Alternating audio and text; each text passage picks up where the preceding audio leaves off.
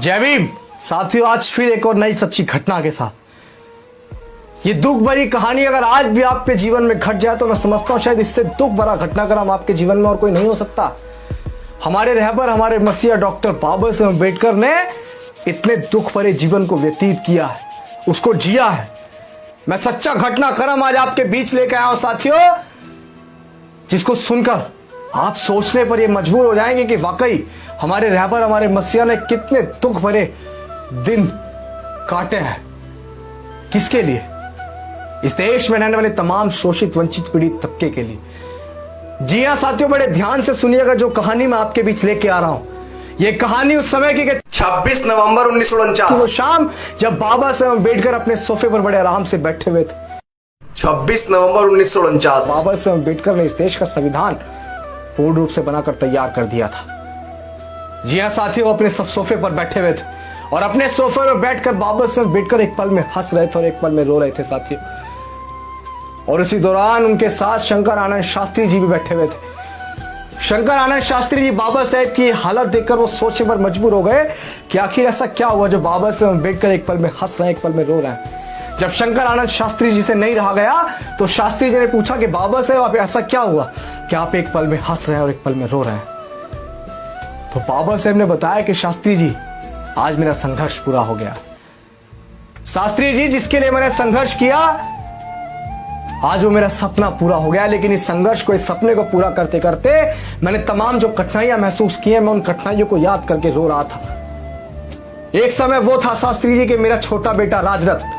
बड़े ध्यान से सुनिएगा साथियों, मैं आपको क्या बताना चाहता हूं। ये सच्ची घटना महज एक कहानी नहीं है, ये एक सच्चा घटनाक्रम है जो हमारे रहबर, हमारे मसीहा डॉक्टर बाबा साहेब अम्बेडकर ने अपने जीवन में जिया है।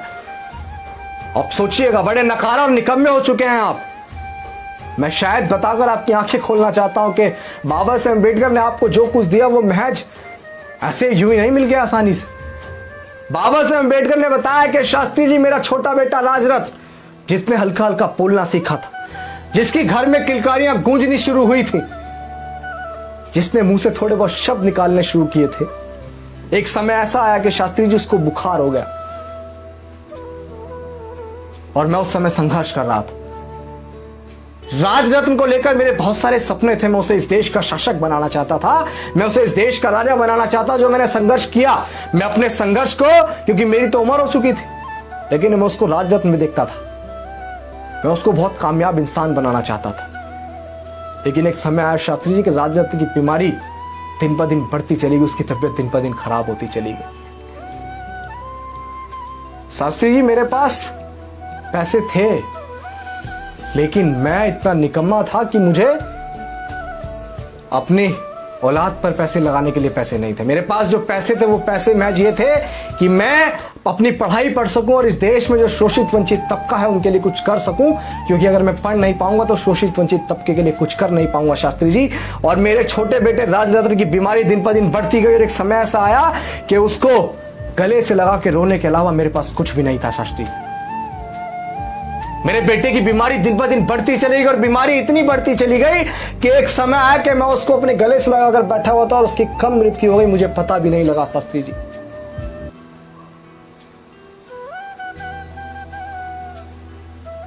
शास्त्री जी, वो दर्द, वो तकलीफ मैं आज महसूस कर रहा हूं। और जब थोड़ा समय बीता तो जब लोग इकट्ठा होने हुए तो लोगों ने मुझसे बोला कि बाबा साहब, अब राजरत्न का दाह संस्कार करना है, नए कपड़े लाने के लिए पैसे दे दीजिए, उसके नए कपड़े लाने।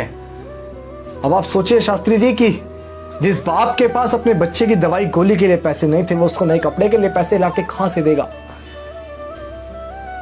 लोग इकट्ठा थे, मैं बहुत रोया शास्त्री जी। शायद मैं अपने संघर्ष के बीच में कभी इतना रोया होऊंगा। मैं उस दिन बहुत रोया, लेकिन मेरी रमा को यह बात पता थी, मेरी बीवी जिसने मेरे साथ बहुत संघर्ष किया, उसको यह बात पता थी कि मेरे साहब के पास पैसे नहीं। और मेरी रमा ने मेरे पास आके अपनी साड़ी का पल्लू फाड़कर राजरत्न को उड़ाया जब उसका दाह संस्कार किया गया शास्त्री जी। शास्त्री जी, मैं विदेश में पढ़ाई पढ़ रहा था और मेरी रमा लोगों का छूटन मांसती थी, वो गोबर पाती थी, उसके पास अच्छे कपड़े नहीं थे पहनने को, घर में अच्छा खाने को नहीं था, अच्छा बिस्तर सोने को नहीं था शास्त्री जी। लेकिन मैं विदेश में कोलंबिया यूनिवर्सिटी में पढ़ाई पढ़ रहा था। मेरी रमा भी मुझे छोड़कर चली गई। मैं उसको वो कुछ नहीं दे पाया जो मैं उसे देना चाहता था। और राजरत्न की लाश घर में पड़ी हुई थी और मैं उसको लांग कर जब जा रहा था गोलमेज सम्मेलन के लिए, मुझे लोगों ने रोका कि तेरा बेटा राजरत्न घर में मरा पड़ा हुआ है, तू कोट पैंट पहनकर कहां जा रहा है।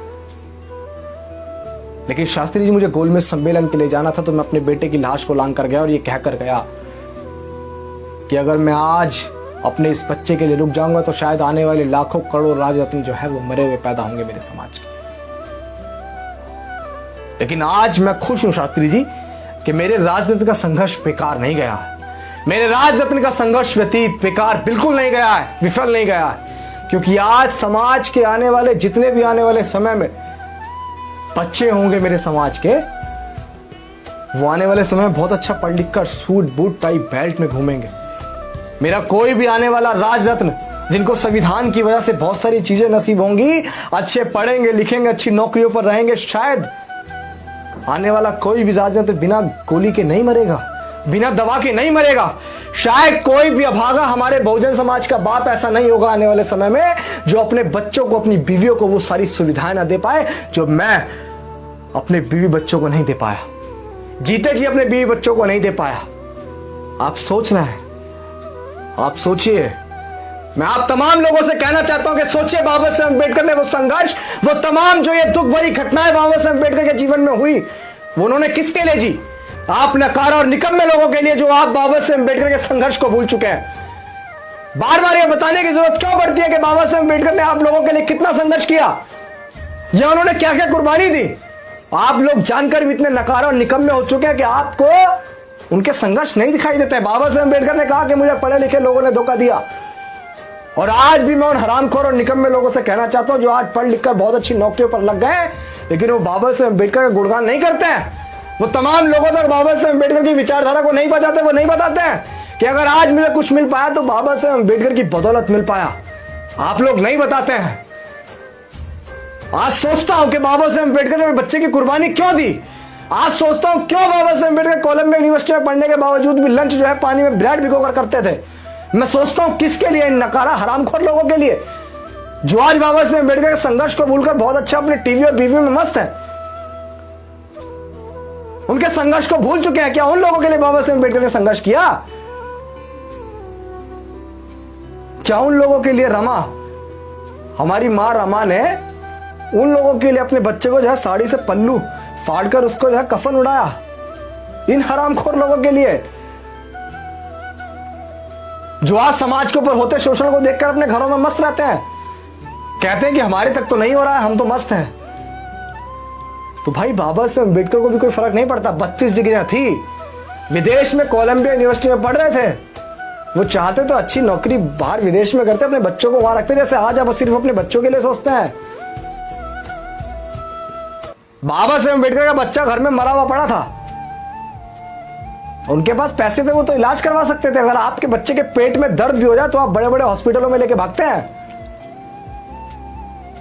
एक दर्द आप अपने बच्चे का महसूस नहीं करते। और बाबा साहब अम्बेडकर ने हमारे लिए अपनी 4 संतानें कुर्बान कर दी। मैं निवेदन करता हूं, ये मूवमेंट में आप सबकी हिस्सेदारी और भागीदारी की जरूरत है। भागिए मत, बाबा साहब अम्बेडकर के संघर्ष को, उनके कर्मों को घर घर तक पहुंचाइए। अरे यार, अपने घर में तो स्थापित कर लीजिए, बाहर नहीं पहुंचा सकते हैं तो आज समय बहुत बेकार है, बहुत खराब है। उम्मीद करता हूं कि मेरे द्वारा दी गई ये जानकारी आप तमाम लोगों तक पहुंचाएंगे। और बाबा साहब अम्बेडकर ने जो संघर्ष आप तमाम लोगों के लिए किया, आज मेरे पास जो कुछ भी है यार, आज बहुजन समाज के पास जो कुछ भी है वो प्रॉपर्टी आपकी नहीं है। आपके घर में अगर 4 पहिए की 10 गाड़ियां हैं तो वो आपकी नहीं है।